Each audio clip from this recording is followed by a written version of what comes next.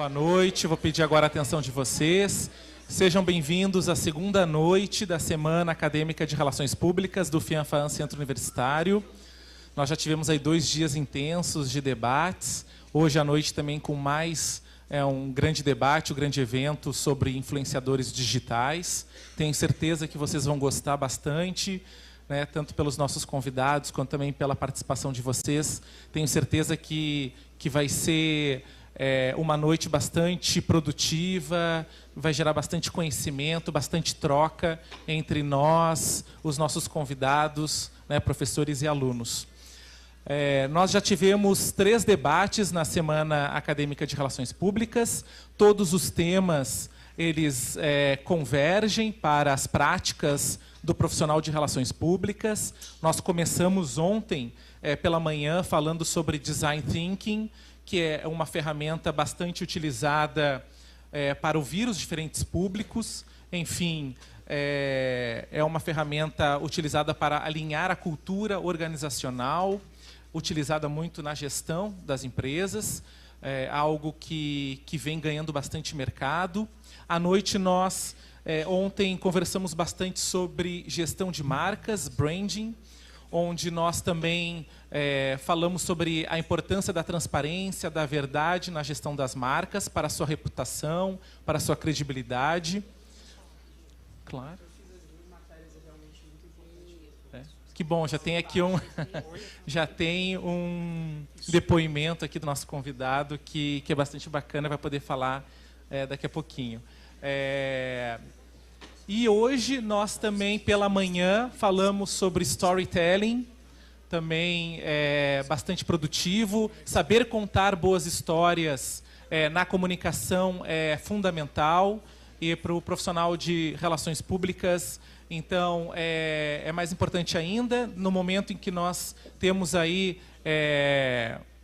uma vivência, né, no momento que nós vivemos com alta tecnologia, voltado às mídias digitais, onde a humanização ela é muito importante, né? A gente acaba se distanciando um pouco das vidas das pessoas, e é importante a gente poder saber contar boas histórias, ter boas narrativas, para também aproximar as marcas, os produtos aos seus públicos. E hoje também é fundamental nós discutirmos sobre influenciadores digitais, né, a importância desse profissional hoje no mercado das empresas, no mercado de comunicação, e de que forma as relações públicas, as empresas de comunicação se relacionam também com os influenciadores digitais para alcançar os diversos públicos. Então, é mais aí um grande evento. Amanhã temos mais 2 palestras para que vocês possam também aproveitar, Inbound PR e também a área de eventos. Quero lembrar, tem aqui no telão a nossa hashtag RP na FIAN, nós vamos abrir no final para as perguntas. Quem quiser também enviar as suas perguntas pelo Twitter, é só utilizar a hashtag.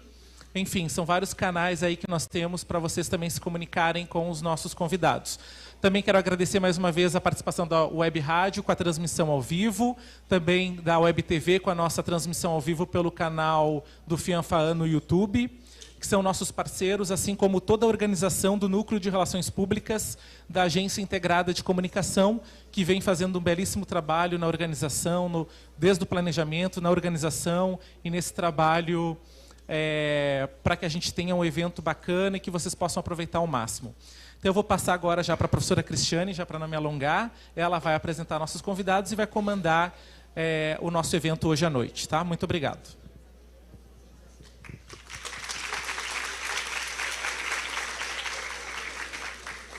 Boa noite, pessoal. Para quem não me conhece, eu acho que a grande maioria já foi ou são meus alunos aí, né? Cristiane, a professora Cris Sambugaro. Lembrando, reforçando que nós temos então a tag. Então, boa noite, bem-vindos. Espero que vocês aproveitem muito esse momento, né, que é um momento de troca com o mercado.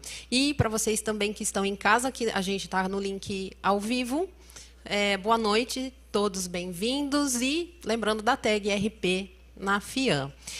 Eu tenho hoje aqui Um prazer de poder apresentar os nossos convidados que gentilmente abriram espaço em suas agendas para estarem aqui conosco. Muito obrigada. Obrigada a todos, ao professor também da casa, que é o Alexandre, por poder estar aqui colaborando com vocês e trazendo esse bate-papo sobre essa mídia, os influencers e essas técnicas todas que a gente ouve muito falar, mas a gente quer saber sempre mais e mais, né? Como começar.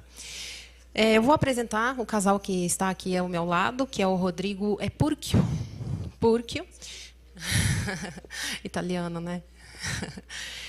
Tem MBA em Design Estratégico, mas sempre foi apaixonado por academia, alimentação e nerdezas em geral. Sem deixar de virar noites lendo livros, artigos, sobre tudo o que você pode imaginar, desde como fazer uma bomba nuclear até como educar o seu porquinho da Índia a fazer as necessidades no local correto. Treina musculação desde os 15 anos, por influência da sua mãe, que é personal trainer.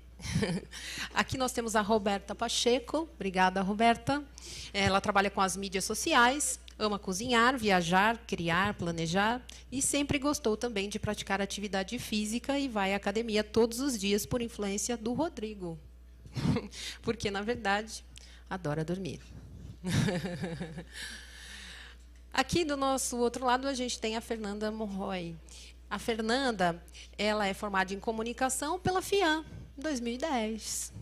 E desde 2008 ela atua nas agências de comunicação nos atendimentos de clientes como a Vodka Absolute, Karsten, Kodak, Topper, Rainha, Toshiba, Trident, e por aí vai, né, Fernanda? Muito obrigada por estar aqui. Ela vai falar um pouquinho, não sei se vocês já tiveram a curiosidade também de olhar os canais, né? Então, todo mundo aqui está lá no YouTube, vocês podem depois curtir, compartilhar e interagir com eles. E o professor Alexandre Carvalho, que é professor do curso de Publicidade, também mestre em comunicação, faz hoje marketing na área de alimentação, né? Tem uma conta aí, um restaurante, também vai poder falar um pouquinho como ele utiliza os influencers dentro do trabalho com os clientes dele, tá bom? Então, espero que vocês aproveitem muito e a gente vai começar com Fernanda. Obrigada, bem-vinda.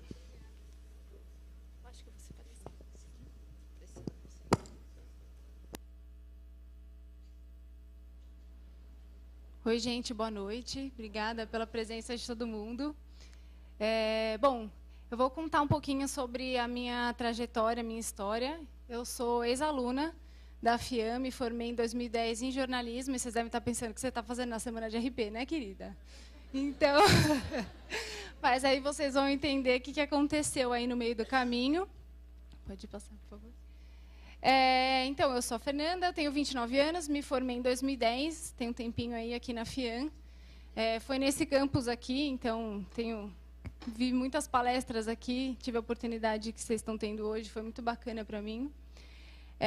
Eu atuei na área de assessoria de imprensa por 5 anos, então, logo que eu saí da faculdade, o meu primeiro estágio foi em assessoria, então eu comecei a minha carreira como assessora de imprensa.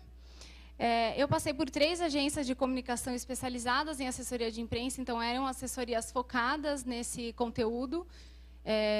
Não tinha nada a ver com nada do universo digital, então nesses primeiros anos da minha carreira eu não tive contato com nada do mundo digital. Para mim, influenciador ainda era muito distante de acontecer, enfim. Lá para 2008, 2009, eu estava brincando com as meninas, que para mim, analista de mídias sociais era uma pessoa que ficava sem fazer nada o dia inteiro e ficava mexendo no Facebook, né? E não é bem isso. Então, eu fui aprender o que era analista de redes sociais um pouquinho mais para frente. E aí eu fui parar numa empresa para ser analista de comunicação interna. Eu trabalhei numa empresa que chama Sul-Americana Fantasias, é a empresa líder na América Latina de confecção de fantasias, mas não deu certo. Não era o que eu queria fazer. Pode passar. E aí eu coloquei uma frase aqui que definiu muito a minha carreira, que é: tá tudo aí, mas não é isso ainda. Então, eu tinha passado por assessoria de imprensa, que era o que eu achava que eu queria fazer no começo da faculdade. E aí, pode passar. Eu fui chamada para fazer uma entrevista numa agência de comunicação super conhecida por fazer marketing de guerrilha. Não sei se vocês conhecem, chama Spali, marketing de guerrilha. E a gente fez ações incríveis com Halls, Trident, várias ações muito bacanas. E aí eu fui para uma vaga de assessoria de imprensa. E aí acontece que... Pode passar. Eu não passei na vaga. E aí... Pois é, então eu fiquei super decepcionada, porque eu queria muito entrar na agência, né? Então eu olhava tudo o que eles faziam e falava, cara, eu quero fazer parte disso, eu quero fazer parte desse universo. E não rolou, né? E aí a gente acaba achando, poxa, não sou bom o suficiente, não, sei lá, alguém era melhor que eu. E na verdade não era isso. A minha futura diretora, que virou minha diretora depois, graças a Deus, eu consegui entrar lá, ela me enxergava de uma forma diferente. Então, ela olhou para mim e falou, não, essa menina aí não vai fazer assessoria, não. Ela é boa no digital. E aí eu fiquei pensando, como é que ela sabe disso? Eu nunca trabalhei com digital, né? Mas ela sentiu alguma coisa, um feeling assim que eu ia me dar bem nessa área de digital. E aí, eu comecei a minha carreira como influenciador, com influenciadores digitais, nessa agência Spali. Isso foi no ano de final de 2012. Pode passar. E aí, aqui, alguns trabalhos que eu fiz. Então, algumas pessoas vocês devem conhecer aqui. Tem a Ana Cardoso, Carol Giannini, Nicole Balls, Malena, ex-Big Brother, Ângela Munhoz, Pyong Lee. Pode passar. A Jennifer Nascimento, o Jean, que são atores da Globo, José Aldo, Ana Cardoso de novo, que a Ana Cardoso eu trabalho pra caramba com ela. A Babi Rossi, ali foi um evento de Ambev, com vários influenciadores do universo de bebida. Pode passar de novo. E aí, hoje, né? Então, eu comecei a trabalhar com influenciadores digitais, fazendo a estratégia, unindo da melhor forma, de uma forma super estratégica, as marcas com os influenciadores. Então, essa foi a minha função desde o começo. Quando eu entrei na agência para mexer com isso, eu não sabia nada, onde viviam, o que comiam, nada. E aí eu comecei esse contato com influenciadores. Nessa época, o Twitter era muito forte. Hoje, a gente não cria tantas estratégias mais para o Twitter. Quando a gente cria estratégias para o Twitter com influenciadores, é uma coisa muito focada. E isso a gente vê menos hoje nos planejamentos de marca com os clientes. E aí, enfim, eu comecei a mexer ali no Twitter, a gente achava os influenciadores pelo Twitter, tinham várias ferramentas para a gente encontrar influenciadores que falassem do nosso universo, que a gente pudesse conectar da melhor forma com eles. E aí foi migrando, né? Depois do Twitter veio muito forte o Instagram, que ainda continua uma das maiores plataformas hoje, acho que até o pessoal pode falar melhor, mas o Instagram também é uma plataforma muito bacana. Ainda mais hoje com o Stories, né? O Mark não deixa lá o pessoal do Snapchat trabalhar, então ele vem e põe Stories em tudo, né? Então, no espelho da casa de vocês tem Stories, eu tenho certeza. Então, essa coisa do vídeo, né? O Snapchat trouxe muito essa coisa do vídeo. Então, a gente se aproxima, a gente sente que a gente é muito mais próximo do influenciador digital agora com essa coisa do vídeo, da gente participar da rotina deles de uma forma mais pessoal. Então, por isso, o YouTube é uma plataforma que está vindo com tudo, muito forte, principalmente com os influenciadores mostrando a rotina deles, como funciona uma viagem, o que eles fazem, como é a experiência deles em cada momento da vida deles. E o vídeo deixa a gente muito próximo. E aí, pensando em tudo isso, em várias plataformas que surgem, né?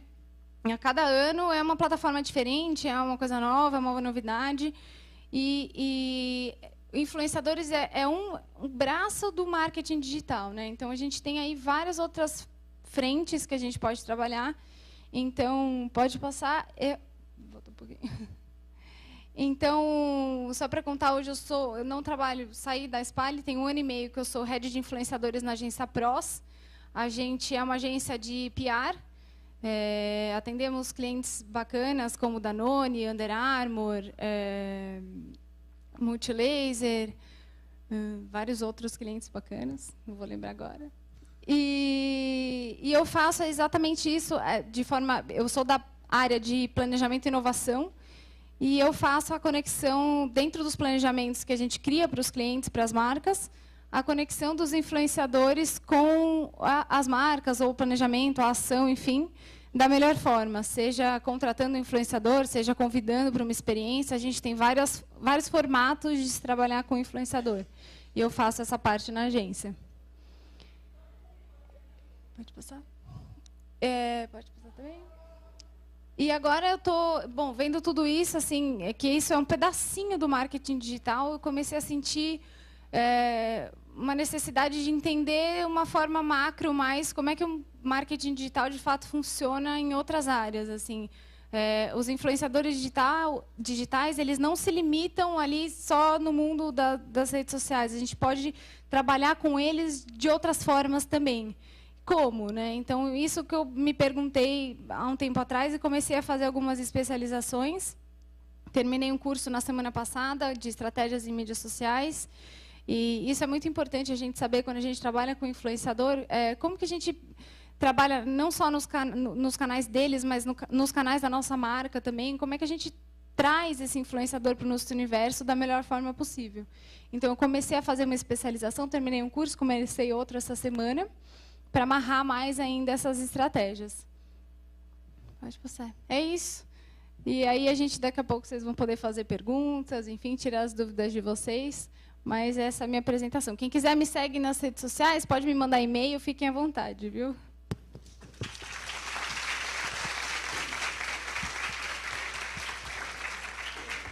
Obrigada, Fernanda. Agora eu vou passar aqui a palavra para o... Eu acho que esqueci de mencionar, né? Mas eu acho que, não sei se vocês sabem, é o casal frango com batata doce. É justo, né? Fitness. Tem que ter a batata doce. E eles vão contar um pouquinho sobre, lógico, né? Como o trabalho deles começou, como que eles... porque a gente até falou, né? O Rodrigo aqui, MBA em Design, daí fez do hobby, acabou monetizando o hobby, né? Então, sim, conta para o pessoal como que vocês começaram com frango, né? Frango é um nome carinhoso que todo mundo chama. Bom, eu, como já falaram, eu sou formado em publicidade, eu trabalhava em agência de propaganda e depois eu descobri a minha paixão pelo branding, pelo design thinking, quando eu comecei um MBA nisso e acabei indo trabalhar numa agência de branding que se chama Ana Couto. E enquanto eu trabalhava lá, eu conheci a Beta. Tá. E enquanto eu trabalhava lá, eu conheci ela. Por acaso, ela fazia dieta também. Eu fazia dieta, era um interesse que a gente tinha em comum. Só que eu não sabia cozinhar absolutamente nada. Eu me limitava a fazer um frango com batata doce que eu jogava naquele grill de George Foreman grandão. E não temperava, não fazia nada. Ela já tinha cursado um semestre de culinária, adorava cozinhar desde pequena. E ela falou, pô, por que a gente não busca uma forma de você continuar na dieta, só que comendo uma comida menos estranha, porque frango batata doce no café da manhã é estranho pra caramba. Eu sei que vocês também acham. E há 4 anos atrás era mais estranho ainda. Há 4 anos atrás era mais estranho ainda. E aí a gente começou a fazer receitas. Na época, praticamente ninguém no Brasil, a gente não conseguia achar conteúdo em português para fazer receitas com suplementos. Receitas voltadas para o público que gostava de treinar e queria fazer uma dieta para ganhar massa ou para secar e não necessariamente só para emagrecer, assim. E aí acabou que a gente postava nos nossos Instagrams pessoais. Na época, ter 500 seguidores era coisa pra caramba. E o pessoal, nossos amigos, começaram a perguntar, começaram a pedir, então era direto WhatsApp. Poxa, manda receita, manda receita. E aí a Beta falou, vamos fazer um site, a gente coloca todas as receitas lá e quando os nossos amigos pedirem, a gente manda para eles. E aí eu falei, pô, mas não vamos fazer um site, vamos fazer uma marca, vamos fazer um blog legal, vamos fazer, sei lá, vamos criar isso de outra forma. Isso tinha sido em novembro de 2012, se eu não me engano. E aí eu fiquei enrolando ela até fevereiro de 2013, quando a gente resolveu fazer o frango com batata doce. A ideia do nome foi dela, porque chamava a gente Casal Frango com Batata Doce, porque a gente viajava, eu comia frango com batata doce, ela fazia frango com batata doce para mim. Então, foi o lugar comum. E, na verdade, acabou que foi tudo uma grande surpresa, a forma que começou. porque a gente colocou as receitas nesse site sem pretensão nenhuma, e em uma semana a gente estava tendo 1.000 acessos diários. E a gente divulgou super pouco, porque a gente tinha um pouco de vergonha, assim, de falar para os nossos amigos. Tipo, a gente fez um site que se chama Frango com Batata Doce. Para postar comida de dieta. Para postar comida, tipo, fitness. Na época ainda era meio tabu, assim, e a gente era muito zoado, porque a gente ia para academia todos os dias. Os nossos amigos ridicularizaram a gente bastante. Bastante. Então foi uma surpresa ter pessoas acessando. Eu falei, gente, eu nem conheço tantas pessoas e a gente não tinha nem divulgado e tal. E no final dessa primeira semana a gente estava com 1.000 acessos diários. Eu nem sabia usar o Instagram direito na época. Eu falei, vamos fazer um Instagram. E a gente, sempre que subir alguma coisa no site, a gente avisa no Instagram. E a gente também queria compartilhar, assim, muito o nosso dia a dia. Na época, postar foto de pratos de comida ainda era meio uma novidade, assim. E aí a gente compartilhava o que a gente comia no café da manhã. A gente não aparecia. A gente aparecia muito pouco. A gente tinha vergonha pra caramba de aparecer. E, enfim, eram basicamente as receitas. E aí, no final de um mês, eu acho que a gente estava com 5.000, 6.000 seguidores. E nessa época, quando o seu Instagram virava de um número contadinho para um número K, que você não, passa na época, de... ainda não tinha o K. Não? Não, o K foi recente. Mas enfim, a gente ficou muito emocionado. Eu falei, caramba, eu tenho 6.000 seguidores, mas eram, cara. tipo 4 dígitos. Era tipo, muita surreal, coisa, era muita coisa. E, virou o K quando virava pro 10. Aí era surreal. E aí era surreal. Meu Deus. E aí a gente eu fiquei alimentando, ela estava estagiando na época, eu já trabalhava full time e eu ficava mexendo no blog enquanto eu estava no trabalho e meu chefe ficava muito irritado comigo, me dava bronca o tempo inteiro. E ele ainda tem esse hábito até hoje. Hoje em dia é ela que me dá bronca o tempo todo. Mas, enfim, eu de fato cuidava daquilo como algo que eu gostava muito de fazer. Eu conseguia exercer tudo que eu... Na agência eu trabalhava na parte de criação, lá eu podia exercer um pouco da parte de estratégia, um pouco da parte de planejamento. Óbvio que de uma forma muito, muito mais simplificada do que a gente do que eu trabalhava na agência. E eu acho que depois de 3 meses a gente estava com 25.000 seguidores e a gente recebeu a nossa primeira proposta de patrocínio, que na verdade foi uma loucura que tudo deu certo, porque eu virei e falei, nossa, a gente recebeu uma proposta de patrocínio, eu tenho amigos que trabalham com mídia, eu sei mais ou menos como se vende mídia na internet, vamos lá, a gente vai vender mídia e é disso que eu quero viver agora. E falei, vou sair do meu trabalho. E eu tava tipo, gente, o que é vender mídia? Tipo, ela se formou em arquitetura, então ela não fazia ideia do que eu estava falando. Ela falou, isso aí, vamos lá, vamos embora. Dá para se vender isso? E aí, eu larguei, o meu chefe falou, Rodrigo, você é novo, na época eu tinha 23 anos, você é novo, vai lá, vai tocar, se isso aí der certo, que bom, se não der certo, você volta e a gente conversa. E acabou que meio que deu certo no susto, né? No início, ninguém sabia direito como trabalhar com isso, a gente não sabia nem mensurar direito as coisas que a gente fazia. Eu acho que foi a partir do momento que a gente decidiu porque assim, para mim foi um pouco mais fácil abrir mão do meu estágio. Para ele, que estava na agência, que ele sempre quis trabalhar e tal, foi um pouco mais difícil. Mas acho que a partir do momento que a gente resolveu que a gente ia abrir mão disso para arriscar, para cuidar de uma coisa que era nova, a gente começou a se dedicar 100% àquilo. E aí, de fato, a gente começou a pesquisar e aplicar todo o conhecimento que ele tinha. A gente pesquisou muito sobre fotografia, a gente sempre buscou trazer o conteúdo com a melhor qualidade possível. Então, a gente não tirava foto com iPhone, a gente só tirava foto com câmera digital, a gente comprou um jogo de luz. Então, a gente sempre teve muito cuidado. Uma preocupação com conteúdo. Preocupação com conteúdo e estética também. Eu acho que talvez tenha sido isso que ajudou a gente no início. Assim como o blog, a gente sempre teve muito cuidado de manter o site leve, rápido, tudo para facilitar o acesso. E aí, depois disso, a gente começou a trabalhar o nosso conteúdo, que foi quando a gente começou a pensar que, bom, a gente está falando do que você pode comer na dieta, mas será que as pessoas sabem como se faz dieta? Será que as pessoas sabem onde essa dieta pode ser aplicada? Como é que isso vai te beneficiar no treino? E a gente resolveu fazer algo que ninguém fazia, que era trazer profissionais para falar com o nosso público. As nossas 30.000 pessoas na época. E a gente resolveu trazer as pessoas que faziam a nossa dieta. Então eu falei com a minha nutricionista, olha, eu tenho um blog. Ela, blog? Mas quem escreve para blog? Eu falei, não, pô, vamos lá, você escreve uma coisa ou outra. A gente vê se isso dá certo. E aí a gente trouxe um amigo nosso que era professor. E a gente começou a ver o blog crescer muito. Porque a gente começou a trazer muito conteúdo que muitas pessoas não tinham acesso, assim, de profissionais muito bons. E cada vez que vinha um profissional novo, vinha o cirurgião plástico, surgia o amigo do cirurgião plástico, que era ortopedista, que queria escrever. Então, acabou que foi um dos primeiros blogs a trazer vários profissionais de diversas áreas da saúde. Acho que a gente chegou a ter 15 pessoas escrevendo pra gente, dentre psicólogos, médicos, cirurgiões plásticos, professores de educação física, nutricionista. A gente tinha nutricionista funcional, nutricionista esportiva, enfim, a gente teve várias pessoas e a gente trazia um artigo por dia de coisas que você só conseguia ler em inglês e que era um pouco traduzido para o público, que é o cara que não entende 90% das coisas que estavam escritas num artigo científico. E aí, nessa época, a gente chegou a ter 20 mil acessos por dia. Era coisa pra caramba, o site caiu o tempo todo. A gente, cara, passava um sufoco para conseguir deixar o negócio online. Foi uma época muito maneira.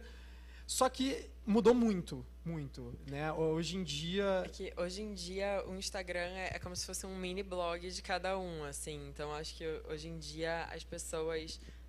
A maioria dos profissionais, cada um tem na sua página do Instagram o seu mini blog, onde faz os seus posts e posta o conteúdo ali. Acho que ficou até uma coisa mais fácil, assim, sim, né? Assim como também esses médicos e essas pessoas que escreviam pra gente também começaram a ter seus sites, porque, enfim, elas tinham que ter um cartão de visita na internet, e nesse site elas começaram a ter também mini blogs. Então, o acesso, acho que no geral foi caindo. A gente conversou com amigos que tinham blog na época, acho que no mês de 2015 começou a cair bastante. E o Instagram começou a crescer muito. E nessa época eu acho que a gente já tinha entendido mais ou menos como funcionavam as coisas. A gente já tinha um certo fluxo de pessoas buscando a gente para conseguir monetizar conteúdo dentro do nosso site, seja falando de produtos, seja vendendo de fato espaço de mídia. E acho que tem uma coisa que eu acho também é muito importante de falar, que eu não sei se isso, assim, essa noção a gente consegue passar para vocês, mas tem muito produto vocês pensam assim, é fácil, vem um produto, sei lá, cheio de açúcar, vamos falar, porque, cara, é dinheiro, é grana. Só que a gente tem uma responsabilidade muito grande nas mãos. A gente está falando de saúde para 300 mil pessoas, então a gente não pode chegar e falar de qualquer coisa. Então, além de todo aquele cuidado estético, a gente tinha todo o cuidado de conseguir falar das melhores coisas possíveis. Eu acho que assim, é porque a gente fala muito sobre saúde, mas eu acho que, de uma maneira geral, cada influenciador dentro da sua área, seja ela qual for, tem uma grande responsabilidade e tem que ter noção de que tem essa grande responsabilidade. Seja as pessoas que falam com o público teen, seja quem fala com, enfim, com mulheres. Hoje em dia a gente tem vários assuntos extremamente polêmicos e eu acho que o influenciador ele tem que tomar muito cuidado com as coisas que ele fala, e isso, na verdade, não significa não se posicionar, mas ter cuidado. Sim. E eu acho que é isso. Eu não lembro. Eu tô tentando lembrar o que eu botei na apresentação. Aí tem aqui o que a gente fez, enfim, um mini currículo nosso, mas eu acho que aí é legal a gente falar de como a saúde acabou se extrapolando para outras áreas também. Que a gente, até por a gente ter uma psicóloga, a gente começou a entender que a saúde, ela vai muito além de você fazer uma dieta, de você ter um treino, de você ter um corpo bonito. É saúde mental, é você estar bem com seus amigos, você estar bem com a sua família. E a gente percebeu que isso aconteceu com a gente, que a gente treinava tanto e focava tanto em fazer dieta que a gente esquecia do resto da nossa vida. Então a gente teve uma fase que a gente era extremamente bitolado e a gente começou a sentir falta de todas as outras coisas. A gente falou, cara, vamos começar a abrir, até no nosso Instagram, as coisas que a gente faz, para as pessoas verem que tem um mundo muito além disso. Dá para você ser feliz, dá para você socializar com seus amigos se você faz dieta, se você treina pra caramba. Não é por causa disso que você vai largar todos os seus amigos e viver focado nesse mundo. Você tá me olhando falando assim, você quer falar? Não, eu tô concordando. E aí, hoje em dia, a gente fala, enfim, vida saudável, a gente fala muito de... É viagem que tá escrito ali? É viagem, né? A gente fala de viagem. Quando a gente fala de viagem, a gente fala de viagem com alimentação saudável, porque a gente... É o que faz parte da nossa vida. E virou uma mania, de certa forma, né? A gente não consegue ficar assim uma semana comendo só besteira. Isso que a gente consegue, mas a gente fica super mal, depois não consegue subir uma escada, então a gente volta a comer normal. Festas e festivais, porque a gente gosta pra caramba e as pessoas às vezes até não conseguem relacionar, nossa, mas vocês são saudáveis e vocês vão pro ultra e vocês passam a noite numa rave. Sim, mas a gente gosta, isso faz a gente bem e pode passar. A gente fala muito de gastronomia, principalmente gastronomia saudável, porque também teve um momento que as pessoas pensavam que fazer dieta significava não comer em restaurante, não comer fora, e a gente começou a abrir o leque para as pessoas, de mostrar diversos restaurantes legais que existem para você continuar na dieta. Inclusive o Nambu é uma delícia. A gente fala de tecnologia. Hoje em dia vocês têm wearables que vocês podem usar, relógio que tem frequencímetro, que mede quantos passos você deu por dia, ou até coisas que facilitam no dia a dia. Treino, obviamente, e receitas. Acho que o nosso... Que foi como tudo começou. Eu acho que esse é o nosso portfólio, é o nosso repertório de coisas que a gente fala. E a gente trouxe também alguns cases para mostrar para vocês como é que as marcas trabalham com a gente. Hoje em dia a gente é embaixador da Garnier, a gente fala de desodorante. Eles têm um desodorante que... Eu não vou fazer jabá aqui, mas eu tenho que falar o que é o desodorante para vocês entenderem. O desodorante, na verdade, ele tem uma tecnologia que não deixa as bactérias que produzem o mau cheiro do suor passar para a roupa. Isso tem tudo a ver com o nosso dia a dia. A gente passa literalmente o dia inteiro de roupa de treino. Não porque a gente treina o dia inteiro, mas sim porque a gente nunca sabe a hora que a gente vai conseguir treinar, porque a nossa rotina é louca. Então a gente está sempre pronto. E tecido sintético é um dos piores, então fomos escolhidos para falar sobre como você não ficar fedidinho. E aí, não, volta lá. E aí, na verdade, a gente queria falar sobre como vem o briefing das marcas para a gente, né? A gente tem diversas formas de trabalhar. Então, dentro do mesmo cliente, eu botei 2 exemplos onde, a gente teve um briefing completamente solto, onde vieram para a gente falar, olha, a gente precisa que vocês falem como o desodorante consegue deixar a roupa com cheiro de nova, ou como ele não passa o cheiro para a roupa. Que seria esse vídeo, eu não sei se vai dar para ver inteiro, porque ele é de certa forma... Se você clicar no vídeo, eu acho que ele passa. Acho que não precisa, porque senão... Acho que só o iniciozinho acaba que é legal. A gente mostrou como é que é o nosso dia a dia, como é que o desodorante se insere no nosso dia a dia. Por que vocês estão rindo? Da nossa cara? Eu não sei.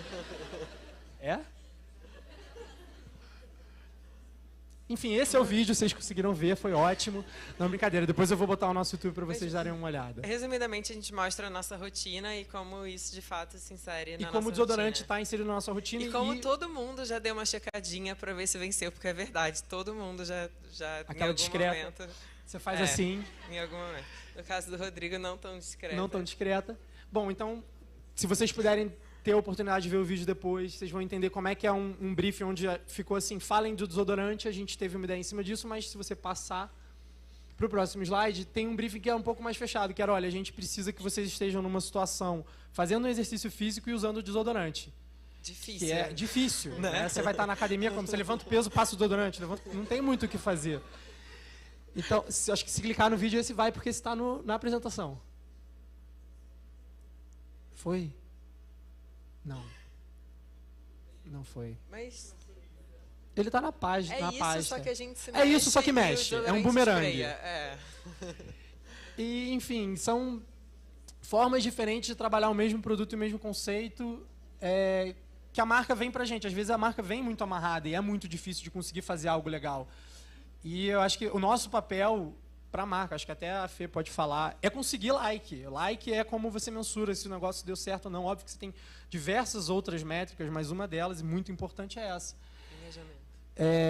E aí pode passar. A gente também trouxe um case nosso com Dorflex, que a gente precisava falar de um novo produto que o Dorflex estava trazendo. E a agência veio para a gente... Foi uma outra forma também de trabalhar, que eles vieram com tudo pronto. Eles falaram, olha, a gente quer que vocês corram a Bravos Race e a gente quer que vocês mostrem como vai ser essa preparação. Vocês têm uma semana para se preparar. Vocês têm uma semana para se preparar para fazer essa corrida e se vira. Esse é o trabalho de vocês, mostrem para os seguidores. A gente sabe que vai ser difícil, mas essa é a graça do negócio. E se vocês se machucarem, o Dorflex está aqui para ajudar vocês, mas tomara que vocês não se machuquem. E eu acho que não vai dar para ver o vídeo. Não vai. A gente fez um vídeo da preparação para a prova. E um vídeo... Uma semana, E um vídeo da prova. E um vídeo da prova. E foi muito legal, porque, de fato, a gente simplesmente fez a prova. A gente simplesmente... nesse momento, o nosso trabalho foi fazer a prova e contar como foi a preparação, contar como foi difícil a prova. Foi difícil pra caramba. A gente, de fato, usou Dorflex depois, porque saiu cheio de roxo. Mergulhou na banheira de gelo, mas foi Tomou choque. Foi uma ação super maneira de fazer. Enfim, vamos para o próximo. A gente vai... Tem mais exemplos de como... Pode passar. E aí, em Quero Coco, a gente trabalhou de outra forma, que foi o que a Fê tinha falado também. A Quero Coco usou a gente dentro do Instagram deles para falar sobre o produto. Então, na verdade, a gente não fez... Na verdade, a gente fez coisas do nosso, mas foi uma outra frente. Eles usaram a gente para falar do produto, né? Sim, tipo, sobre qual é o diferencial da água de coco deles. Então, eles escolheram... muitas marcas não fazem isso, muitas marcas só inserem nas nossas mídias, mas eles preferiram usar a gente nas mídias deles. Eu acho que é até um jeito mais user-friendly de falar dos features do produto do que, sei lá, botar um banner ou botar um especialista falando. Sim, é porque às vezes faz muito mais sentido, né? Por exemplo, nesse vídeo a gente fala do porquê a fazenda fica em Petrolina.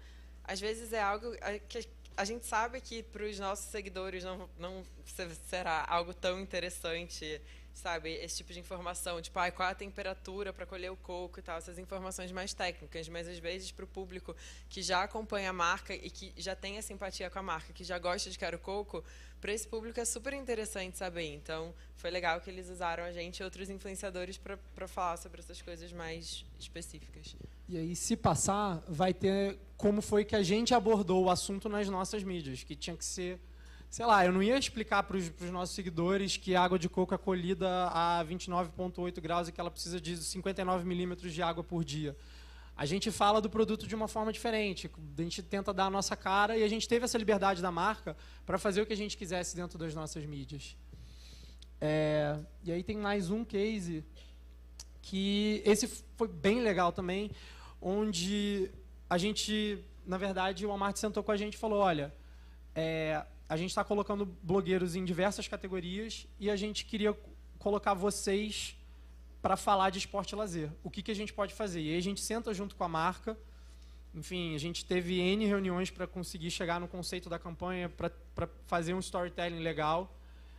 Que a gente... Foi legal que, de fato, a gente sentou e desenhou com a marca, a gente e a marca, como seria feito, como isso tudo seria transmitido ao público e como seria feita essa campanha. E foi muito legal, porque a gente aproveitou eles queriam chamar a gente para falar sobre o departamento de esporte e lazer, e a gente aproveitou o Mr. Olímpia, que é um dos maiores eventos de fisiculturismo do mundo. Então era uma época que a gente sabia que todo mundo que curte isso ia estar de olho no evento. Então a gente aproveitou para ir nesse evento e durante esse evento fazer várias ativações de produtos do Walmart nas nossas redes sociais. E foi uma loucura também, porque a gente soltava 4 vídeos por dia no YouTube, quase que ao vivo. A gente viajou com 2 editores... Não, 2 câmeras, um editor... Uma mala cheia de air fryer e liquidificador e tudo que vocês puderem imaginar para fazer esse conteúdo lá, que foi uma coisa que a marca não fazia ideia do que eles iam fazer com a gente, eles não faziam ideia se ia dar certo ou não, mas todo mundo comprou a ideia e a gente foi junto e acabou que deu super certo. Se passar, na verdade, vão ter os vídeos que a gente fez. A gente soltou, acho que 12 vídeos em 4 dias, 3 dias. Não, acho que não vai passar. Pode passar.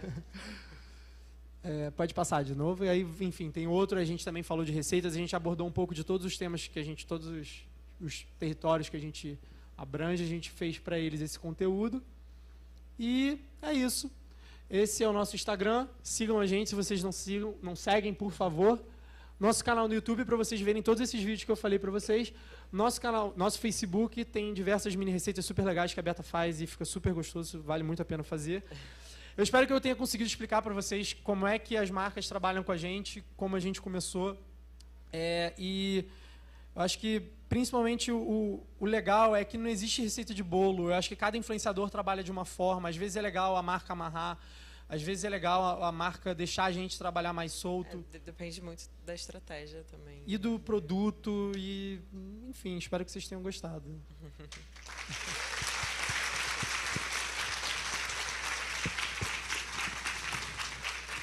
Muito obrigada. Agora eu vou passar para o professor Alexandre, para que a gente já comece a dialogar sobre os assuntos também. Ele vai fazer a apresentação dele e a gente já começa a discutir os temas. Na sequência, a gente abre para perguntas, é isso? Legal. Boa noite. Para quem não conhece, sou professor aqui da FIAN em Publicidade e Propaganda. E eu estou me divertindo muito aqui, porque eu conheço um pouquinho só esse casal e acho que eles fazem sucesso porque eles são realmente o que eles são, diante de um auditório, diante de um post. E eu não sei se todos acompanham, mas eu estou desde ontem saboreando um vídeo da Beta sobre impermeabilização de sofá, que a atuação dela está brilhante, né? E, de fato, quando a Rita me procurou pedindo auxílio, né, para a gente participar de alguma forma desse evento, na hora me veio à cabeça esse casal, que, assim, mais do que amigos queridos, eles realmente estão contando algo muito interessante para o mercado, com o estilo deles, com muita relevância, com pertinência e distinção dentro do segmento em que eles atuam.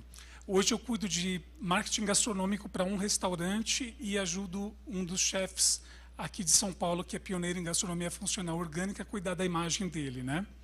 E quando esse casal vai, por exemplo, no Nambu, que é o restaurante de quem eu cuido, cuja imagem eu cuido, é impressionante ver como performa, como funciona a métrica dos likes, os comentários, né? Porque eu vejo, primeiro, uma grande responsabilidade no trabalho que se faz de influenciadores. É preciso que a gente entenda, principalmente nós que viemos da publicidade e propaganda, que é o meu caso, que não é uma questão de você contratar simplesmente um garoto propaganda para uma campanha, mas entender que você está contratando, na verdade, um grande diálogo com um grupo de consumidores, de gente que está vendo a sua marca através de como eles interpretam, de como eles leem essas marcas com esses projetos que vocês não conseguiram assistir, mas vão ver depois, através dessa campanha. Eu até brinquei com ele, perguntei para eles antes de começar nosso encontro aqui, se eles iam falar de Quero Coco, porque eu achei que foi um storytelling muito bem amarrado, uma narrativa muito interessante dessa viagem que eles fizeram, né? Como outras, né, a ação de Trident no EDC, que vocês participaram. Hã? Foi com a Fê? Olha só, esse mundo está todo conectado realmente. Mas, assim, eu não quero me estender, porque eu acho que é legal vocês participarem, né? É como se a gente tivesse agora um post ao vivo em que cada um está curtindo e pode comentar através de uma pergunta, não é mesmo? É praticamente um live que a gente tem aqui no auditório, acho que vocês têm que aproveitar isso. Mas o que eu acho interessante, porque eu uso muito de várias estratégias de comunicação para falar de um restaurante em São Paulo, é muito importante que a gente compreenda esse componente do ecossistema digital, que são os influenciadores digitais, mas que são também offline. Tem que pensar uma integração. Não existe uma disciplina que dê conta do que eles estão fazendo, porque o que eles estão fazendo, essa disciplina está sendo construída diariamente, com boas práticas que não são tão bem sucedidas, mas o fato é que a gente precisa compreender, absorver essas relações de influenciador e influenciado e usar isso da forma mais bacana, da forma mais interessante, como eu acredito que o frango com batata doce faz. Posto isso, eu abro para as perguntas. É isso, professora? Vai falar também? Então faça. Eu tenho algumas, vou deixar as minhas para o final. Bom, eu vou abrir, claro, mas eu vou fazer a primeira pergunta para vocês irem aquecendo os motores, as canetas. O microfone, quem vai me ajudar aqui, por favor? Eu preciso de 2 pessoas aqui me ajudando com as perguntas, porque eu tenho certeza que serão muitas. A minha pergunta aqui para o casal, para a Roberta e para o Rodrigo, vocês falaram que recebem, eu acredito que, assim, são muitos briefings, né? E eu gostaria de saber como vocês escolhem as marcas né? Porque eu acho que não, de repente nem dá para fazer tudo e também pela experiência que a gente já tem aqui com outros influencers, tem muita coisa que às vezes não chegam, não batem, né, com os valores e tal de vocês.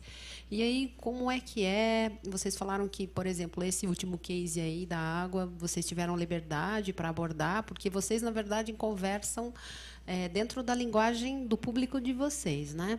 E eu gostaria que vocês contassem como que vocês escolhem, né? Que valores são esses? Como que vocês falam não para essas marcas? Se é sem medo?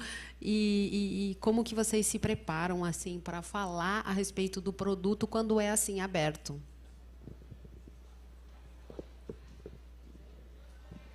Então, eu acho que eu tenho um caso que aconteceu, que não sei se faz um ano mais ou menos, que, enfim, eu vou falar marcas e nomes porque a gente não tem problema nenhum com isso, mas a Nestlé procurou a gente para falar sobre um picolé novo que eles iam lançar e a gente tinha que abordar esse picolé falando sobre como ele é saudável, como ele é um lanche saudável.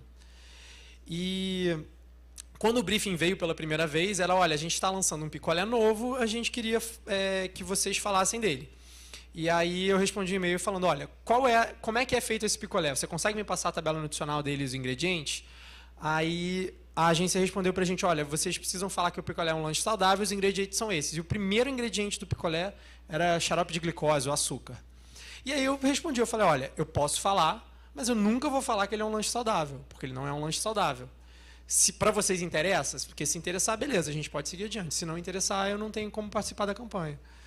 E, assim, tem que ser bem direto. Eu acho que se a gente ficar rodeando, acaba que... Ou então se a gente, sei lá, mandar um preço astronômico, acho que a gente acaba até ficando mal visto no mercado por causa disso. Eu acho que a nossa maior preocupação foi sempre de falar apenas de coisas que, de fato, a gente usaria. Assim, a grande maioria das marcas que a gente trabalha hoje em dia são marcas que a gente já usava e eventualmente aparece uma marca que a gente não conhece, a primeira coisa que a gente faz é sempre procurar mais sobre a marca, ver o que é, ver se aquele produto que está sendo lançado realmente é um produto que a gente consumiria.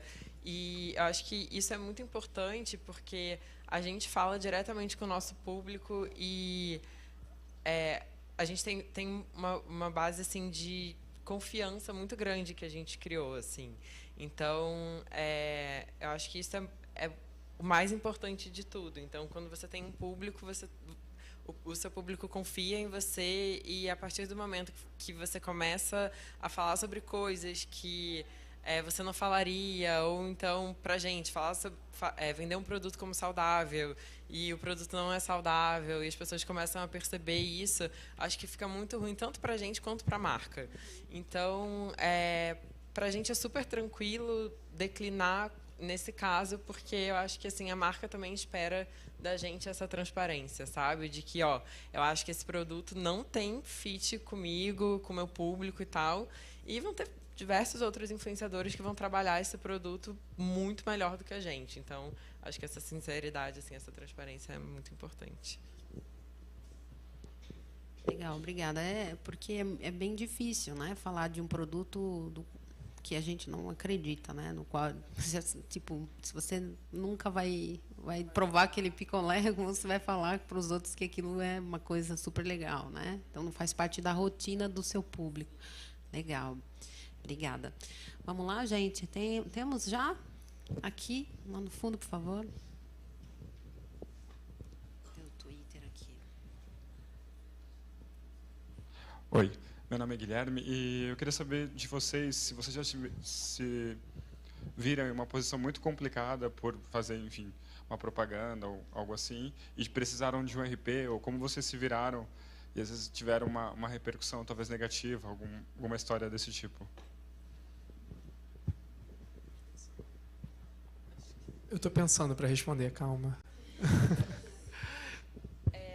Teve normalmente, como a gente tem muito, assim, essa nossa preocupação de realmente falar a verdade é muito grande e a gente, de fato, procura ser muito transparente, assim. A gente tem não tem muitos casos, assim, de rejeição. Então, você vai falar o quê de escola? Mas, pronto, lembrei mais uma. Teve com o Skol, a gente, quando lançou a Skol Ultra, eles procuraram a gente para falar da cerveja. E era uma época que eu não estava bebendo e ela bebia muito pouco. Só que a gente achou o produto muito maneiro, porque era uma cerveja que tem metade dos carboidratos que uma cerveja normal tem. E eu falei, cara, para quem bebe e treina, isso é de fato muito relevante, isso de fato é muito legal.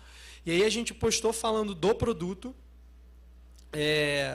na foto, enfim, até por regulamentação não pode beber na foto, só podia estar mostrando a cerveja. Só que caíram em cima da gente, falaram, o Rodrigo não bebe, eu acho um absurdo vocês falarem de cerveja, etc e tal. E acabou que a gente se posicionou dessa forma, de tipo, a gente tá falando de um produto que de fato a gente acredita nesse produto, assim. E ao mesmo tempo a ASICS mandou um tênis pra gente e eu peguei os 2 tênis e resolvi, falei, vou comparar, eu vou postar aqui que eu tô comparando. E acabou que o tênis da agência dela era muito melhor, de fato, eu uso até hoje o tênis, adorei aquele tênis que você mandou para mim. E eu falei que o tênis da ASICS era pior, ele para mim não estava bom, estava me dando dor na canela, estava me dando uma série de coisas. E aí a gente sempre fala, bom, para mim não foi bom, pode ser que para outras pessoas seja. A gente tenta não falar, que lixo, sabe? Acho que tem que ser... Acho que até, assim, o nosso posicionamento na vida dificilmente é assim, de tipo, isso aqui eu não gosto de jeito nenhum, tipo, então, se a gente não faz isso nem, tipo, um com o outro, sabe, quando estamos só nós dois, não tem por que também a gente fazer isso nas redes sociais, mas se alguém chegar e perguntar, e aquele negócio que vocês mostraram, porque...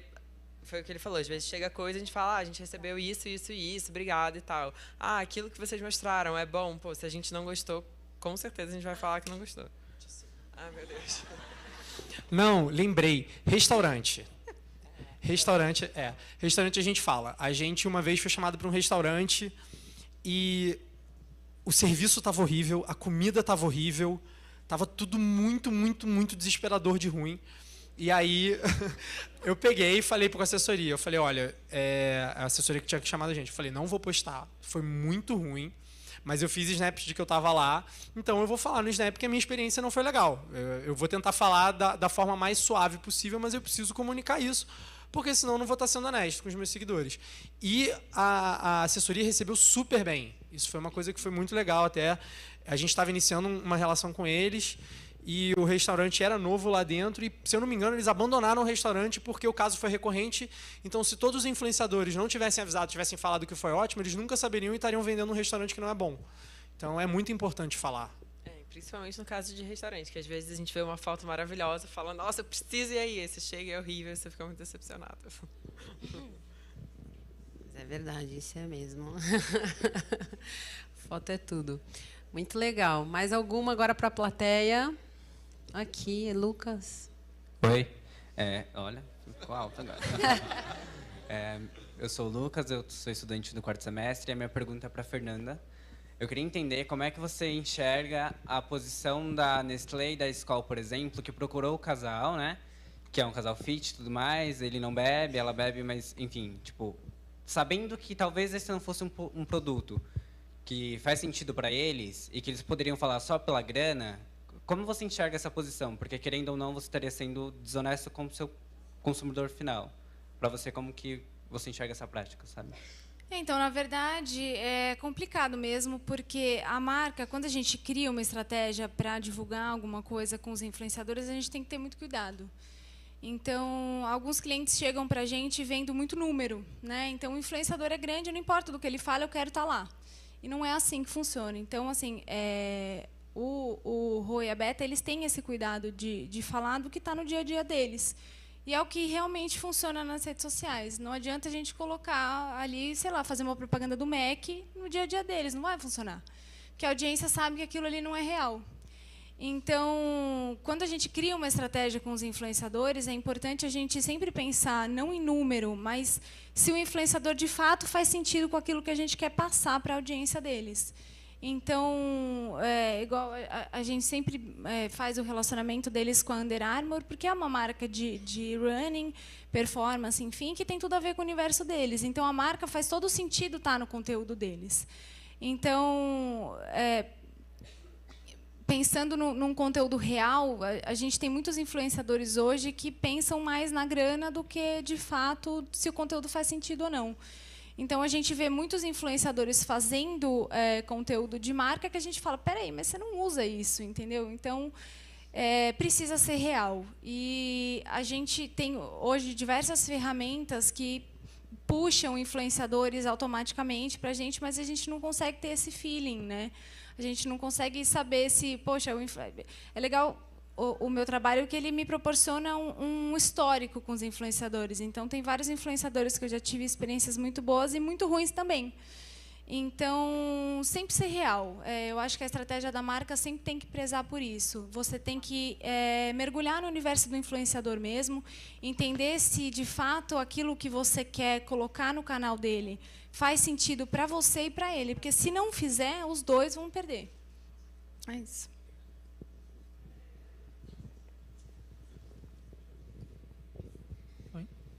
Quem mais?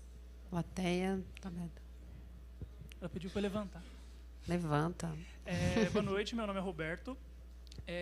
Sou estudante do 8º semestre de Relações Públicas.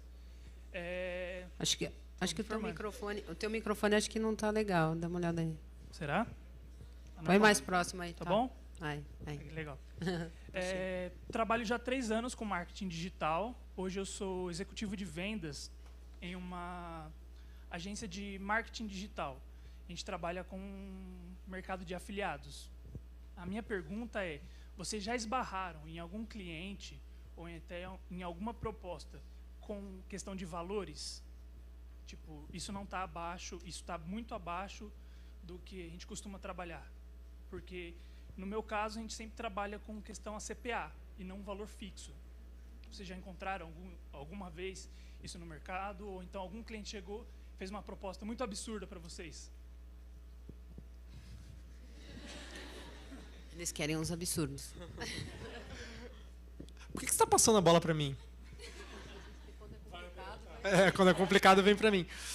Já, acho que o tempo todo, hoje, inclusive, muitas vezes acaba que acontece assim, enfim, o pessoal vem, nossa, o cliente gostou pra caramba de vocês e a gente acha que tem tudo a ver para vocês fazerem essa ação. Quanto é que vocês cobram? A gente cobra X. Nossa, mas fulano tem o dobro do engajamento, o dobro de likes e cobra X sobre 4. Você tem certeza que esse é o seu preço final? Tenho. Se eu te passei, não vai mudar por causa do fulano. Eu acredito no meu conteúdo, eu acredito no trabalho que eu faço. E eu acho assim, pra gente, como influenciador, quando isso acontece e a agência ou o cliente vem e compara, eu acho que se ele apresenta para mim argumentos de que, olha, cara, para essa campanha, para esse produto, eu estou fazendo dessa forma, porque eu acredito que quando você fala disso é assim, assim, assado, com de fato um embasamento, às vezes a gente, enfim, entra em campanhas com produtos que a gente acredita por muito menos do que o que a gente cobraria no valor de tabela, porque é legal, porque o cliente foi honesto, porque ele foi maneiro, porque ele falou, não, vamos construir isso juntos. Mas eu acho que tem muita gente que vem assim, nossa, mas que ridículo vocês cobrarem isso. Então, assim, conversando se chega num lugar legal. Eu acho que varia muito assim o posicionamento do cliente, né? E também qual seria esse produto. Também tem muitos casos de, às vezes, pessoas que estão começando e foi o que o Rodrigo falou agora há pouco, e que mandam um produto para a gente e às vezes querem divulgar e a gente sabe que para aquela pessoa que está numa empresa que é super pequena, que de fato às vezes sabe não tem como investir ou sabe que não tem pouca ou nenhuma verba para investir, que a gente vai poder ajudar se a gente de fato acreditar no produto. E lembrando que também foi assim que a gente começou, de tipo, a gente consumia diversos produtos que a gente gostava e a gente falava isso para o público abertamente. E também acho que são situações e situações. Não tem como comparar, às vezes, uma marca dessas, assim, que é tipo super pequena, que a gente está falando, como, por exemplo, uma Quero Coco, e aí a gente avalia caso a caso, assim, muito relativa. Essa situação acontece o tempo todo, assim, às vezes, até por clientes que não têm muita noção dos valores que o mercado pratica, até por ser uma coisa nova. Você também tem muitos influenciadores que precificar é difícil, né? E são trabalhos muito diferentes. Por exemplo, a gente fala do nicho de fitness, mas a gente trabalha de uma forma. Você tem influenciadores que trabalham de outra forma completamente diferente, tem o dobro do nosso engajamento, o dobro do nosso público e cobram 5 vezes menos. Eu acho que cada um sabe o seu valor e o valor do trabalho que faz. E faz parte do nosso trabalho passar isso para o cliente entender.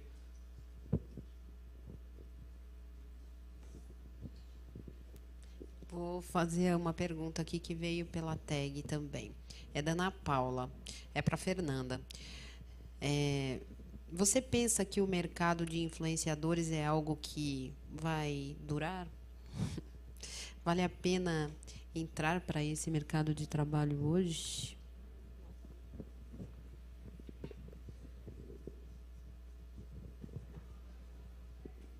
Sim, já é a resposta de cara. Eu vou explicar por quê. Ufa, fala que não, a louca, né? Não, eu com certeza acho que sim. Eu enxergo os influenciadores digitais como uma nova ferramenta de divulgação. Eles não são mídia, tá, gente? Eles são pessoas. Então, quando eu já ouvi agências falando assim, não, mas influenciador é mídia. Não, não é um banner. Eles são pessoas reais, assim, eles contam a vida deles. Então, quando você insere uma marca ali, eles estão contando a vida deles. Então, eu acho que o influenciador é uma nova opção da gente divulgar a marca. Cada vez menos a gente vê as marcas procurando o merchan na TV, porque é muito caro. Então, às vezes, o investimento que você vai fazer em um merchan na TV não vale a pena. Você concentra a sua verba de mídia em influenciadores, em um influenciador, um grupo de influenciadores, e você tem um resultado muito maior. Eu acho que, sim, vale a pena investir nessa carreira. Eu acredito que esse é um mercado que tem muito a crescer, ele está começando ainda. Eu acho que eu conto nos dedos pessoas que fazem a mesma coisa que eu, que se especializaram nisso, e com certeza eu acho que é uma coisa que vem muito para ficar. E é o que eles falaram, assim, tem muitas pessoas que começam a trabalhar com a marca e meio que não sabem como é que faz, como que faz a questão do valor, enfim. Eu acho que você precisa já ter um conhecimento ali, você precisa se especializar nisso para você não chegar de qualquer jeito no influenciador. Eu acho que isso é muito importante também, você ter esse conhecimento de como você aborda o influenciador, né? Cada influenciador é único, cada conteúdo deles é único, é a vida deles que está ali. Então, isso só tende a crescer. Com certeza, eu acho que vale a pena, sim, investir nessa carreira aí.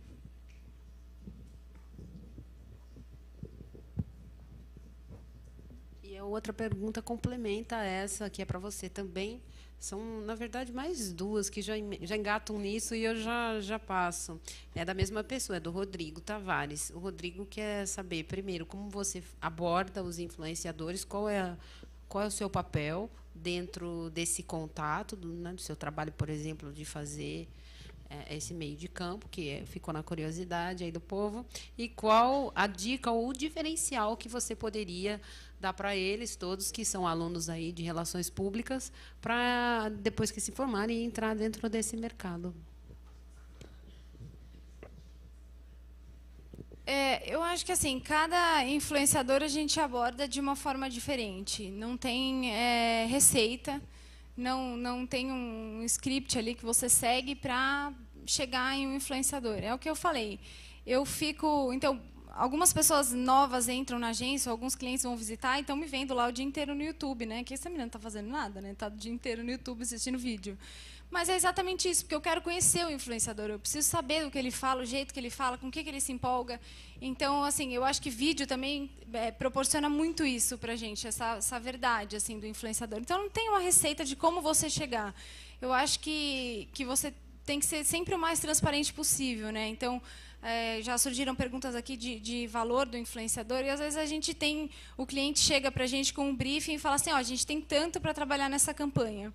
E aí, eu acho que quando você constrói um relacionamento, então, por exemplo, se eu tivesse uma campanha que eu sei que o valor é abaixo para eles, eu vou abrir tranquilamente, vou falar, gente, eu tenho essa verba, o produto é esse, vocês acham que dá? Não dá? Se não dá, beleza, eu acho que tem que ter...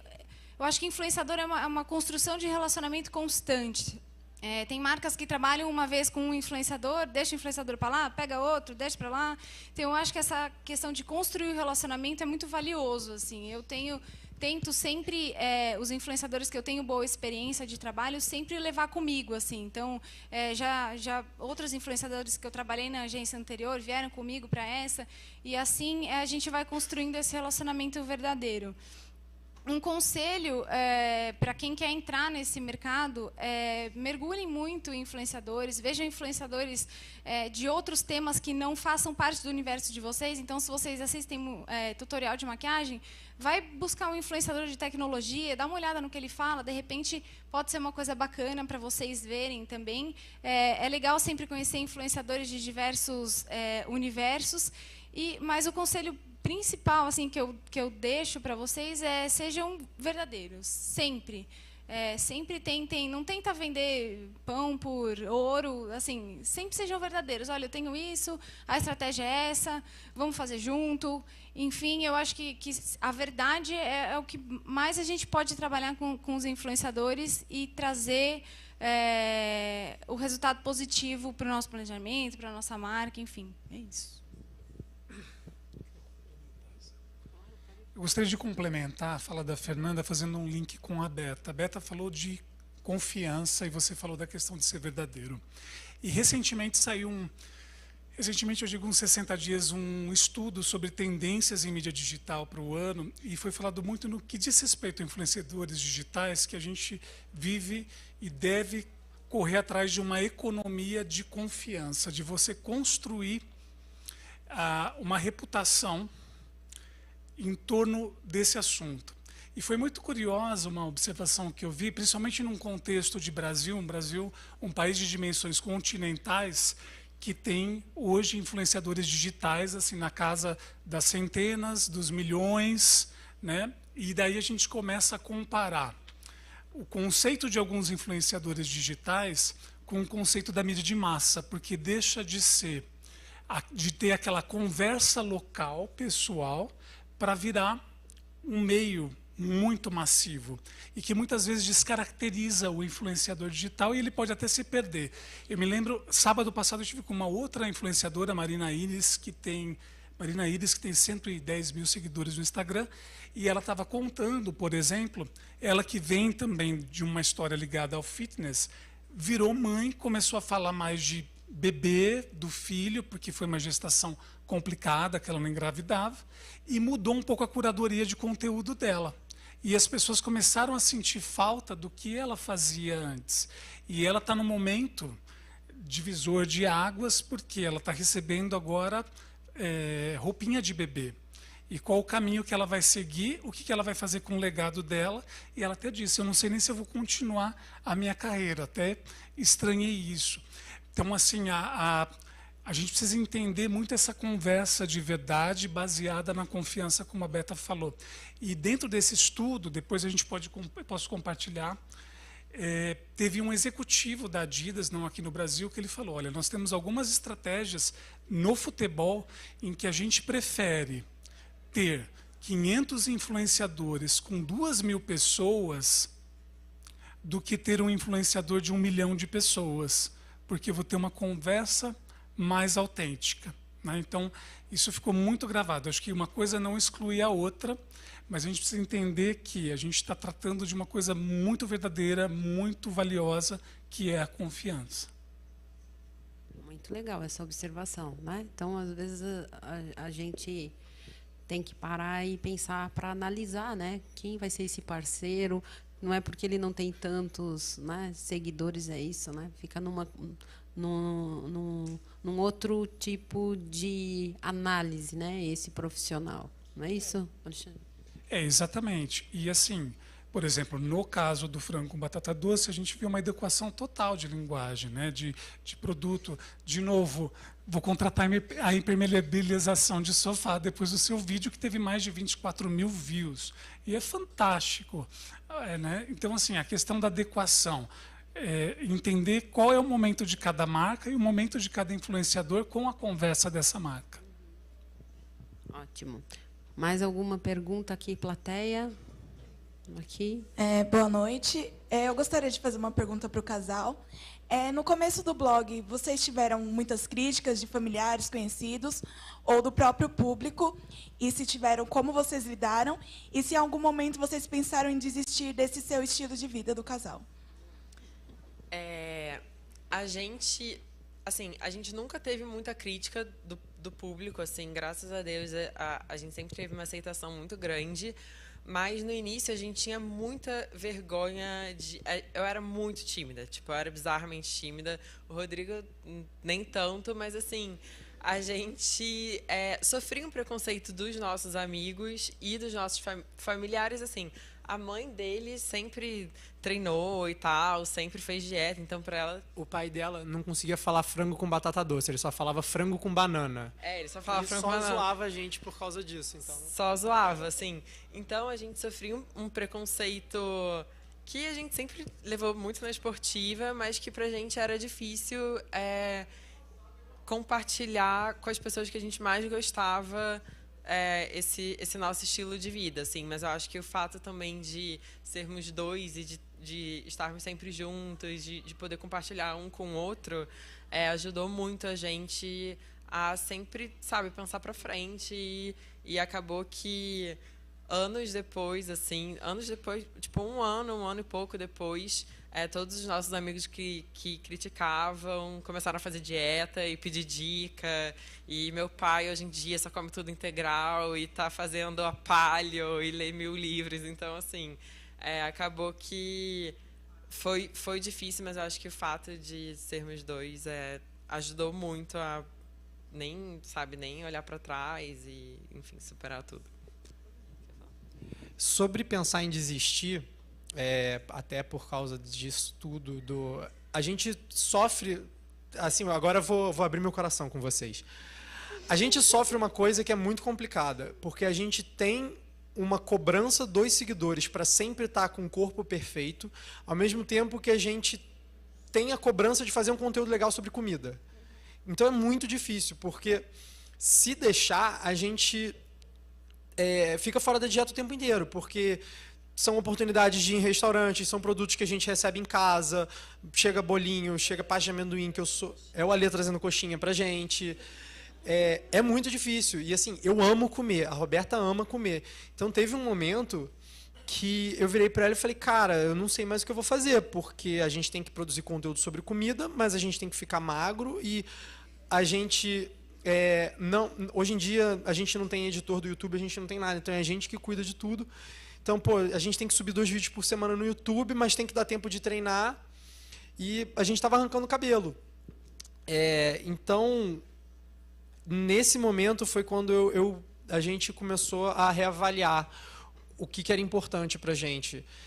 Se a gente quer ser o modelo super trincado de Instagram, que ele acorda, posta a barriga, ele almoça, ele posta a barriga, ele vai dormir, ele posta a barriga, ou se eu quero ser uma pessoa que tem um conteúdo legal, que passa, enfim, uma ideologia maneira, que ensina as pessoas alguma coisa, e a gente preferiu optar por esse caminho, onde a gente não precisa ficar mostrando, enfim, a barriga o tempo todo, mas a gente também não a gente caminha num meio termo, assim, sabe? Somos pessoas normais. Eu acho que é isso, sabe? A gente come como pessoas normais. Eu não estou todo dia magro, mas se a gente vai ter um trabalho que a gente vai fazer, eu faço uma dieta mais apertada para conseguir estar bem, mas depois eu volto a comer tranquilo. E eu acho que esse foi o momento mais pressão, assim, que a gente lembra, que foi no meio do ano passado. Eu estava com 15 quilos a mais de tão agoniado que eu fiquei com isso tudo. Então, sobrevivi. Tem uma pergunta legal aqui que surgiu do Leonardo José. Ele pergunta que ele tem uma página com uma certa relevância e ele sente que o público gostaria de uma relação mais próxima com ele. E ele pergunta, como saber qual é a hora de mostrar a cara?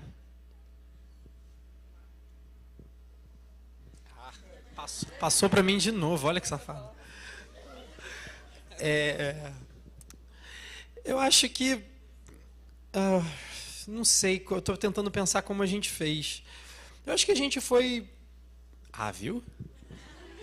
Eu acho que se ele já está pensando que talvez seja a hora de mostrar a cara, de ter uma relação mais próxima, tipo, agora é a hora, sabe? Então...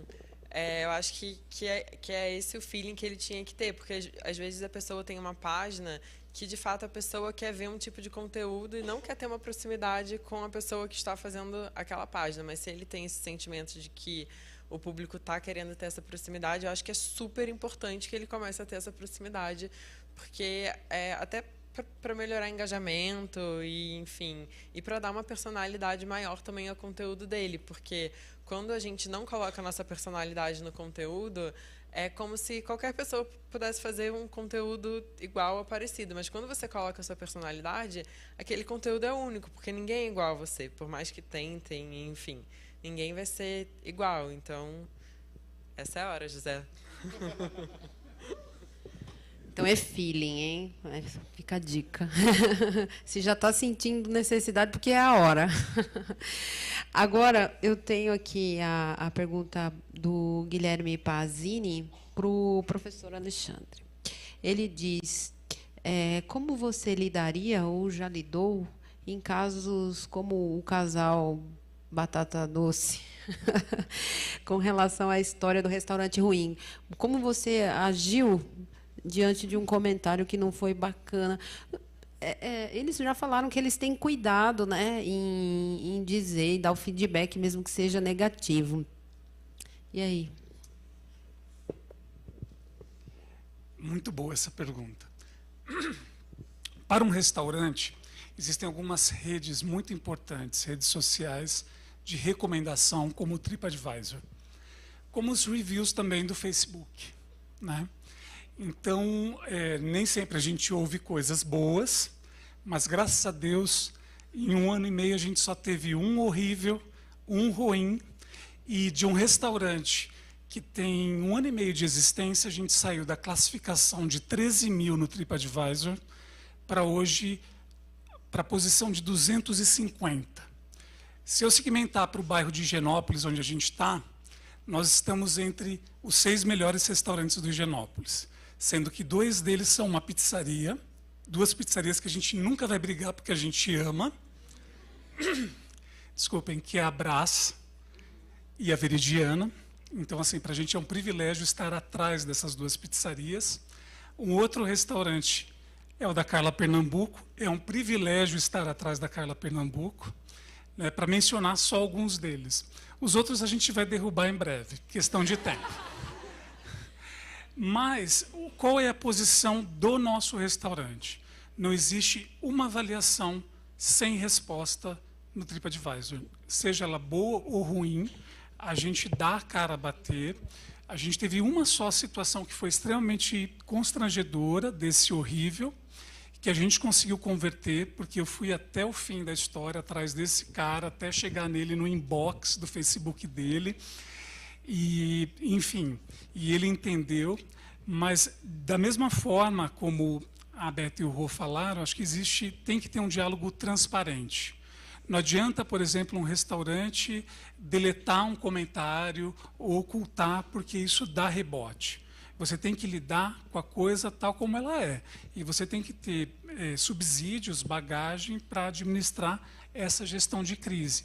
Uma coisa que eu vi no sábado também da Marina Iris, talvez vocês possam comentar sobre isso, é de uma certa tirania da audiência, né? Que as pessoas falam mal, você engordou agora que você é mãe, e uma série de coisas. E me impressionou como muitas vezes ela voltou essa questão da tirania. Então, eu acho que ela viveu algum episódio não muito legal. E daí tinha um outro influencer que ele comentou, mas isso também quando acontece, é uma pergunta para vocês. O que a gente imagina? Quando alguém fala mal, a gente imagina que essa pessoa está lá no deserto, em Las Vegas, e que ela está falando sozinha ali. E daí a gente respira, né? E não responde diretamente para aquela pessoa. Tenta, de repente, fazer um wrap-up com tudo que foi comentado e faz um fechamento que atenda às questões de uma forma geral. É uma pergunta para vocês. Como que vocês lidam? Eu acho que assim, no caso dela, assim, do que aconteceu com ela, que você falou, ela engordou, e o público dela esperava ver, enfim, ela com a barriga trincada, porque ela é fitness e tal. Acho que mais uma vez entra a questão da transparência com o seu público, de assim, porque a gente, como influenciador, a gente fica muito exposto o tempo inteiro.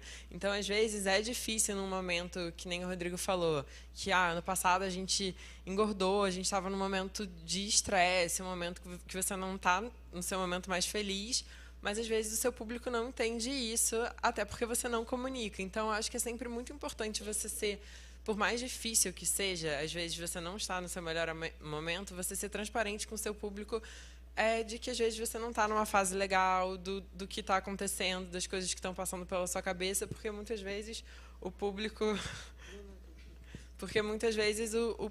vai entender. As pessoas, por mais que muitas pessoas esperam que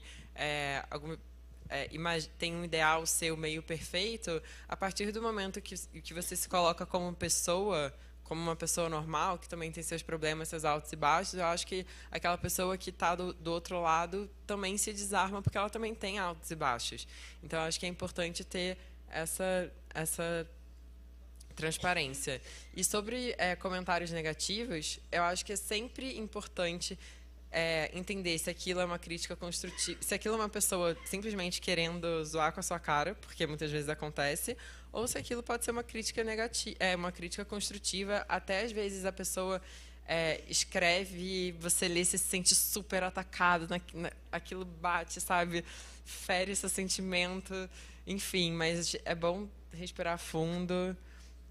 Nós somos dois, então normalmente a crítica sempre vai ou para mim ou para ele, então a gente consegue conversar e, sabe, esfriar a cabeça e falar, não, às vezes a pessoa também falou isso e interpretação de texto é muito complicada, né? Porque às vezes a pessoa escreve uma coisa numa boa e aí você interpreta mal, então acho que é sempre bom respirar fundo e avaliar se é bom responder ou de forma amigável ou deixar para lá, enfim.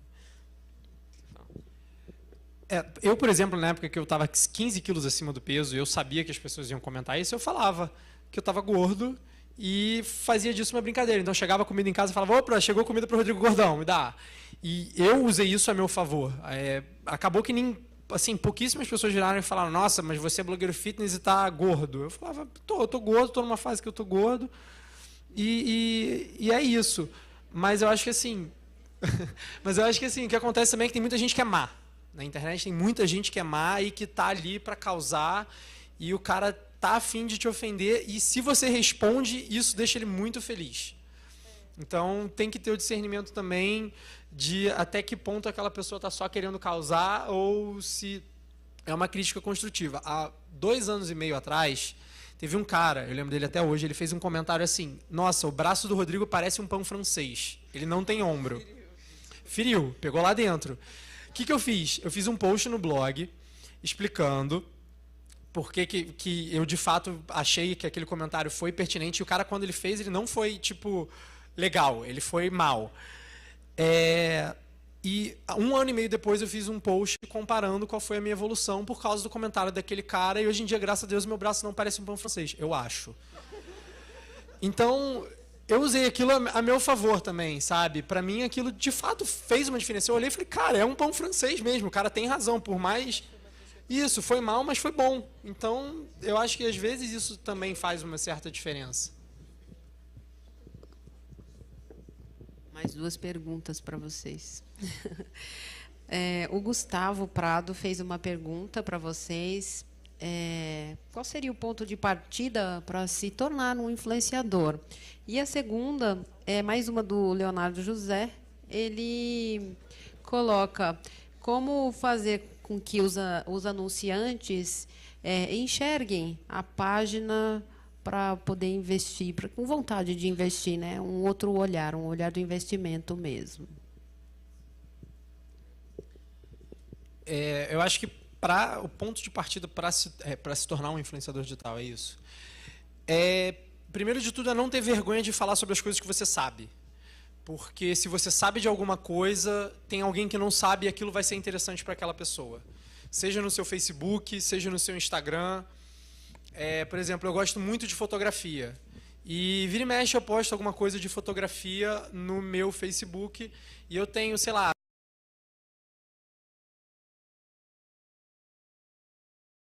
eu levo isso muito pouco para o frango, estou começando a levar agora. Mas, às vezes, você fala de um assunto que é muito legal, que interessa muito as pessoas. Então, fale, porque não tem como você influenciar se você guarda aquilo para você. Às vezes, um assunto que para você parece banal, porque você já super domina, para outras pessoas aquilo é fantástico, assim. Então, dividir esse conhecimento é muito, muito bacana. Eu acho que começa por aí, né? E o resto acaba sendo a sua vontade de contar aquilo melhor. Então, se você falou no Facebook e o pessoal se interessou, aquilo vai criar uma discussão. Aí você fala, pô, mas isso ficaria melhor num vídeo do YouTube. Aí você faz um vídeo do YouTube, bota no seu Facebook. E aí é uma bola de neve, a coisa vai crescendo. A outra pergunta... Como tornar sua página visível para os anunciantes? Eu acho que talvez a Fê possa responder melhor do que eu como ela chega nos influenciadores, mas assim, falando do lado de cá, eu diria que se você tem um conteúdo, pelo menos assim, bonito, eu acho que o Instagram ele é visual, por mais que tenha legenda ali, tem que ser uma coisa bonita. Se é no YouTube, eu acho que tem que ser algo bem feito, sim. No Instagram bem feito. No YouTube tem que ser algo que que te prende ali, que te dá vontade de ver, que te dá vontade de saber o que está vindo depois. E, normalmente, o seu anunciante, ele é uma pessoa física que é um espectador seu. Então, muitas vezes, as pessoas que vêm procurar a gente para anunciar, elas não chegam até a gente através de ferramentas, através de algoritmos. Elas chegam atrás da gente porque elas seguiam a gente, achavam legal e acabou caindo numa agência, ela acabou pegando um cliente e achou que tinha tudo a ver, mas eu acho que a Fê pode responder talvez isso melhor.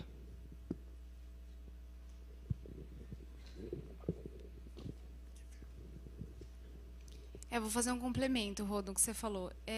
Realmente, quando a gente chega em alguém, é porque a gente, voltando um pouquinho que eu falei lá atrás, é porque a gente segue mesmo, de fato, a pessoa, a gente entende ali o dia a dia dela, e a gente sabe que aquele conteúdo vai funcionar bem nas redes desse influenciador. Então, a gente chega, lógico, por um tema, por uma estratégia, e, enfim, se aquilo é pertinente ou não. Mas é óbvio que o influenciador tem que tratar isso como um trabalho, né? A pessoa tem que fazer... Existem influenciadores e influenciadores. Tem pessoas que estão ali no oba-oba e tem pessoas que são profissionais. Então, são pessoas que têm carinho com o conteúdo, entendem o que a audiência quer consumir, fazendo sempre a relação com o que é, de fato, o dia a dia de vocês. Então, assim, o conteúdo, quando ele é pertinente, faz a marca chegar até ali, chama a atenção da marca, né? Então, um conteúdo bem feito, você ter uma produção de foto, quando é vídeo, ter uma produção de vídeo, isso faz toda a diferença, assim. Então, ter um conteúdo mal feito, isso com certeza não vai atrair a marca. Então, invista no conteúdo mesmo, faça um conteúdo bacana, que isso com certeza vai atrair a atenção da marca. E o importante é sempre não ficar pensando muito, quantos milhões de seguidores eu tenho, né? Então, assim, isso é consequência. Você fazer um conteúdo legal, com certeza você vai ter um engajamento bom, assim. Então, fazendo um complemento de como você pode se tornar um influenciador também, faça um conteúdo bom, que você vai atrair a atenção das marcas, com certeza, e não é por algoritmo, nem por ferramenta que as pessoas vão chegar, são pessoas reais chegando em pessoas reais. Então, acho que é esse caminho aí.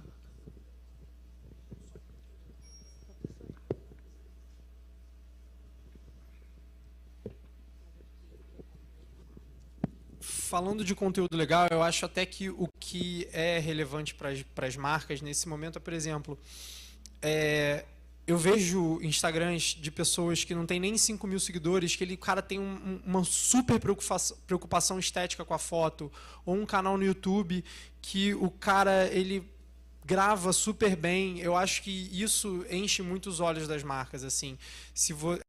Vídeos, no vídeo, por exemplo, uma coisa que para mim chama muito a minha atenção é o áudio. Se o áudio no vídeo tá ruim, você não consegue entender por mais bonito que aquela imagem seja. Então, se você é um influenciador, se você está começando, pensa como aquele conteúdo que você faz pode ser entregue esteticamente da melhor forma possível e tecnicamente da melhor forma possível, sem pensar que você vai precisar desprender R$1 milhão de equipamento. Então, cara, hoje em dia você pode gravar um vídeo, você bota a sua câmera, você vai para um lugar com sol, você grava o áudio no iPhone na sua frente, o áudio já sai maravilhoso. Ou você vai fazer foto de um prato de comida, poxa, não tira na cozinha escura, sabe? Leva o prato até a janela, faz a foto do prato na janela. Todos esses cuidados, eles brilham nos olhos tanto do seu público quanto nos olhos da marca e tornam o seu conteúdo muito mais interessante para ser comercializado. Muito bom. A gente está com o nosso tempo em cima, então eu vou abrir mais uma última pergunta para a plateia. Tem uma ali. Oi. Meu nome é Beatriz, eu estou no 7º semestre de RP. E, assim, é uma pergunta para os dois, para os três, na verdade.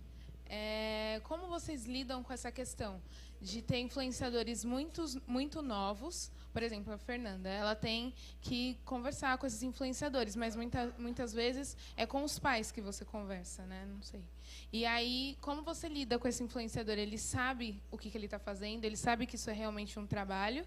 E vocês dois, como foi isso para vocês? Como foi quando essa ficha caiu, que realmente era um trabalho, que realmente vocês podiam ganhar com isso? Quem começa?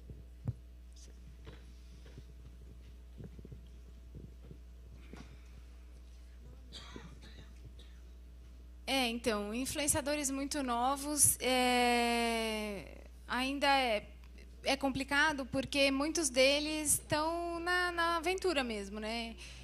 Então, a gente tem, por exemplo, um fenômeno aí do YouTube, que é o Isaac do Vine. Ele é um menino muito novo. Então, assim, com certeza ele não tem noção exata do que ele está fazendo. Então, o contato é todo feito com os pais, assim. Muitos influenciadores novinhos, ou abaixo de 18 anos, têm assessoria, têm agentes, enfim, e você nunca fala com eles diretamente. Você geralmente fala pelo agente, fala pelo assessor, então já existe esse cuidado, acho que provavelmente deve vir dos pais essa orientação, e quando ganha muito visibilidade, por exemplo, o Isaac, agentes vão atrás deles, enfim, para orientar mesmo, né, o influenciador nesse quesito. Então, a gente não fala diretamente com influenciadores muito novos. Caso isso aconteça, como já aconteceu outras vezes, influenciadores menores de 18 anos, isso vai depender da campanha, depende muito do que é a estratégia. Mas, geralmente, a gente não fala diretamente com eles, fala ou com a gente ou com os pais mesmo.